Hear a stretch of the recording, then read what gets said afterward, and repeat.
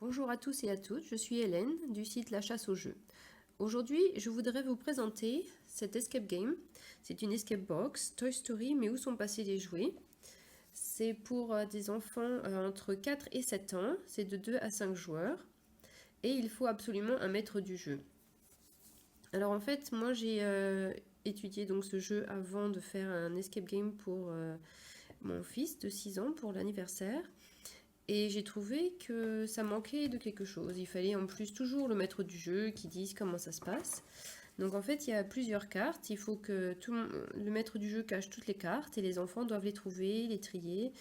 Et le maître du jeu doit donner une carte récompense à chaque fois qu'ils ont trouvé un truc. Moi, j'aime quand les enfants sont indépendants. Donc de ces cartes-là, j'en ai fait 3 tas. Celui-là et celui-là et les violettes, voilà.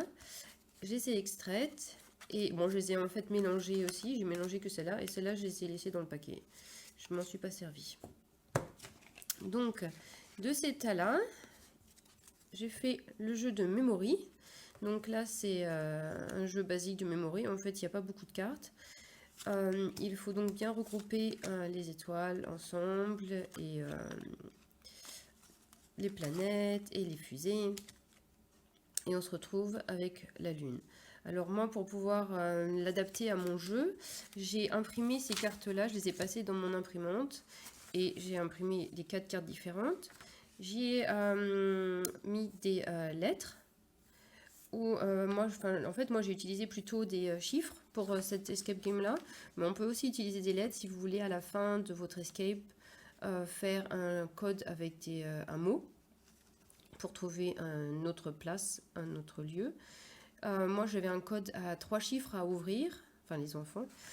Et donc, sur la carte à retrouver, il y avait donc le numéro nécessaire.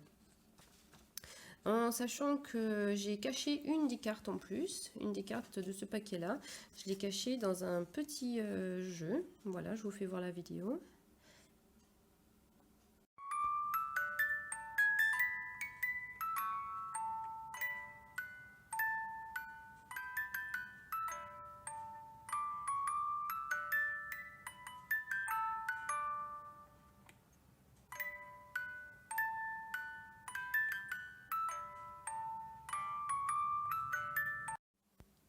Donc voilà, ils ont retrouvé le premier chiffre.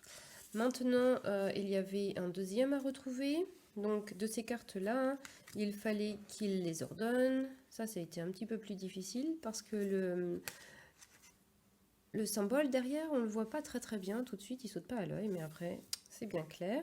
Bon, et sur les fenêtres, j'avais collé 5 ou 6, non 6 guitares de 6 couleurs différentes. Et donc il fallait qu'ils retrouvent la guitare rouge avec un chiffre dessus. Donc au dos de la guitare, j'avais fait un mélange de lettres et avec un chiffre. Donc il fallait retrouver le chiffre de la guitare rouge. Ensuite, le dernier jeu, c'est un jeu aussi qui est très commun dans les escape games pour enfants, c'est de retrouver la bonne ficelle pour retrouver son chemin. Donc il fallait partir ici de Woody qui était en haut dans le coin et bien suivre le long de la ficelle pour retrouver le bon coffre où le jeu était caché. Et j'avais mis en plus, j'avais caché dans d'autres affaires les 3. J'ai fait aussi pareil avec mon imprimante des copies. Et au dos, j'ai mis des numéros.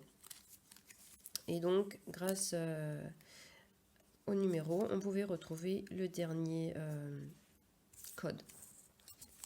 Et ça, c'était ce qui était sur le coffre. Bon, il a plu le jour de l'anniversaire, donc mon petit papier, il est un petit peu mouillé. Hein, à l'origine, il était un petit peu plus coloré. Et donc, il fallait qu'il retrouve dans l'ordre le numéro qui était destiné là au petit martien, le code qui était destiné à Woody, et en dernier, le code qui était destiné à Buzz l'éclair, donc qu'il fallait retrouver sur la feuille ici. Et avec ça, il pouvait donc ouvrir le cadenas et découvrir le trésor. Voilà, c'était pour aujourd'hui, donc la présentation de ce jeu d'escape game. On n'a pas joué vraiment comme l'escape game, mais on a utilisé au maximum ce jeu. Voilà, j'espère que cette première vidéo, moi j'étais un petit peu nerveuse, vous a quand même plu.